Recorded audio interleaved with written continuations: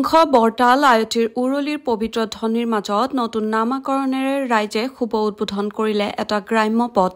পথটি উদ্বোধন হোৱাৰ পিছতে স্থানীয় ৰাইজ উৎফুল্লিত হৈ পৰে। এটা বিধ্বস্ত পথ উন্নয়নশীল চৰকাৰৰ বিপৰীতে ৰাইজে গাঁঠিৰ দন ভাঙি নিৰ্মাণ কৰাৰ পিছত আজি দুজন মহান ব্যক্তিৰ নামেৰে নামাকৰণ কৰি শুভ উদ্বোধন কৰে জ্যেষ্ঠ চিকিৎসক ডক্টৰ উমেশ শৰ্মা। ৰঙাপাৰা নামনি গাঁৱৰ লেভেল ক্ৰছিঙৰ সমীপৱৰ্তী ভিতৰলৈ সোমাই যোৱা পথটি প্ৰায় 14টা পৰিয়ালে বসবাস কৰি আহিছে। পথটি বিশেষকৈ বাৰিষাৰ কালত ৰাইজে বোকা পানী গচকি জমৰ যন্ত্ৰণা ভোগ কৰি অহা যোৱা কৰি আহিছিল।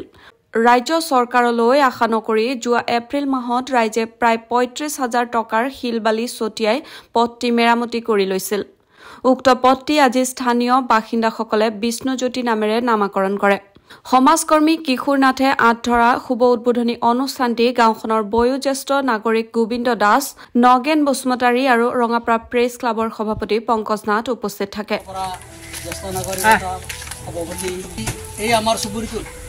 বিগত 25ৰ পৰা 30 বছৰ পৰ্যন্ত বসবাস কৰা সকলো লোক ইয়াতে আছে, কিন্তু অতি দুৰ্ভাগ্যৰ বিষয় এয়া যে এই পথছোৱাক চৰকাৰীভাৱে আমি কোনো ধৰণৰ আজিলৈকে আমি কোনো ধৰণৰ সাহায্য আমি লাভ কৰিব নোৱাৰোঁ।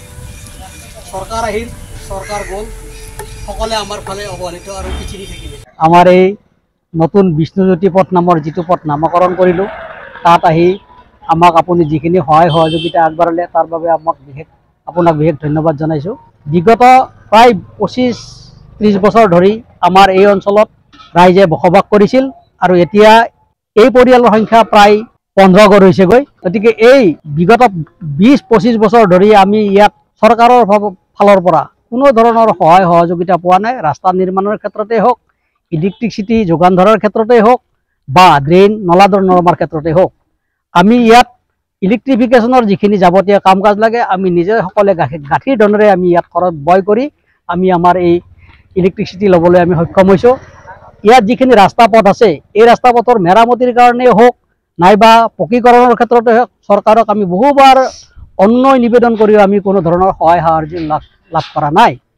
এই ক্ষেত্ৰত আমি খবৰে জনাবলৈ ওলাইছোঁ যে উন্নয়নৰ নামত ঢাল ঢোক বজোৱা চৰকাৰ এখন থকাৰ পিছতো মই এইটোও ক'ব বিচাৰিছোঁ যে বহুত অঞ্চলত এতিয়া ৰাস্তা ঘাট নিৰ্মাণ হৈছে, কিন্তু আমি বহুবাৰ চেষ্টা কৰিও আমি বিধায়ক হওক বা পঞ্চায়ত পৰ্যায়ৰ সদস্যকে হওক বা কাউন্সিলৰে হওক তেওঁলোকক কৈও আমি কোনো ধৰণৰ সহায় সহযোগিতা আমি নাপালোঁ। নিশ্চয় জানে যে আপুনি এই ক্ষেত্ৰত আমাৰ লগত আহিছিল। যোৱা এপ্ৰিল মাহত আমাৰ ইয়াত যিটো বিপৰ্যয় ঘটিছিল, একাঠু পানী, ল'ৰা ছোৱালী স্কুলত যাব নোৱাৰে, মাকে বোকাচাত লৈ ল'ৰা ছোৱালীক স্কুলত নিব লগা হৈছে আৰু এনেকুৱা ঘটনা ঘটিছিল যে ল'ৰা ছোৱালী মাকৰ বোকাচাৰ পৰা ইয়াত সৰিব পৰিছে। যা নহওক, আমি ইয়াত বসবাস কৰা প্ৰতি ঘৰ মানুহে আৰু ইয়াত ভাড়াতীয়া থকা সকলো মানুহে আমাক সহায় সহযোগিতা কৰাৰ কাৰণে আমি গাঁঠিৰ ধনেৰে প্ৰায় 35,000 মান টকা খৰচ কৰি আমি এই ৰাস্তাটো আমি নিৰ্মাণ কৰিছিলোঁ। এতিয়া এই ৰাস্তাটোৰ আমাৰ নামকৰণ নাছিলে। আজি আমি স্বনামধন্য দুজন ব্যক্তিৰ বিষ্ণুপ্ৰসাদ আগৰৱালা আৰু জ্যোতিপ্ৰসাদ আগৰৱালাৰ নামেৰে বিষ্ণুজ্যোতি পথ নামে নামকৰণ কৰি এই পথটোৰ আমি এটা নতুন নাম দিলোঁ। গতিকে আগন্তুক সময়ত আমি চৰকাৰৰ পৰা বা বিভাগীয় কৰ্তৃপক্ষৰ ফালৰ পৰা সহায় সহযোগিতা কামনা কৰিলোঁ। ধন্যবাদ। আজি মই নামনি গাঁও বিষ্ণুজ্যোতি পথ এই উদ্বোধন কৰিবলৈ পাই নিজকে বহুত ধন্য মানিছোঁ।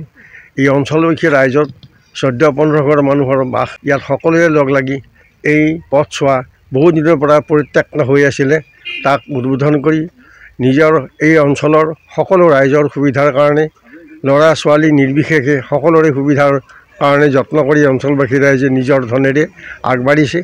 এই ক্ষেত্ৰত তেখেতসকলৰ উদগনিক মই নমস্কাৰ জনাইছোঁ, মই স্বাগতম জনাইছোঁ আৰু মই আশা কৰিম আমাৰ চৰকাৰৰ ফালৰ পৰা এই অঞ্চললৈ আমাৰ যিখিনি মানুহৰ দুখ দুৰ্গতি আছে আটাইখিনি নাশ কৰিবলৈ, শেষ কৰিবলৈ তেওঁলোকে যে আমাক সহায় সহযোগিতাৰে যত্ন কৰে আৰু আমি সকলোৰে উন্নতিৰ হকে কাম কৰি দিম এই কামনা কৰিছোঁ। আৰু নতুন প্ৰজন্মৰ যিখিনি মানুহ ইয়াতে লগ লাগিছে সিহঁতৰ উন্নতিৰ কল্পে মই কৰিছোঁ। এই অঞ্চলত বিশেষভাৱে সহায় কৰা কিশোৰ নাথ মোৰ ভাতৃপ্ৰতিম, তেওঁ কাম কৰি আছে, তেওঁলৈ মোৰ অলপ থাকিল আৰু ভৱিষ্যতে তেওঁৰ উপদেশতে নৱপ্ৰজন্মই আগবাঢ়িব বুলি মই আশা কৰিছোঁ। ধন্যবাদ। News desk, news wide Assam.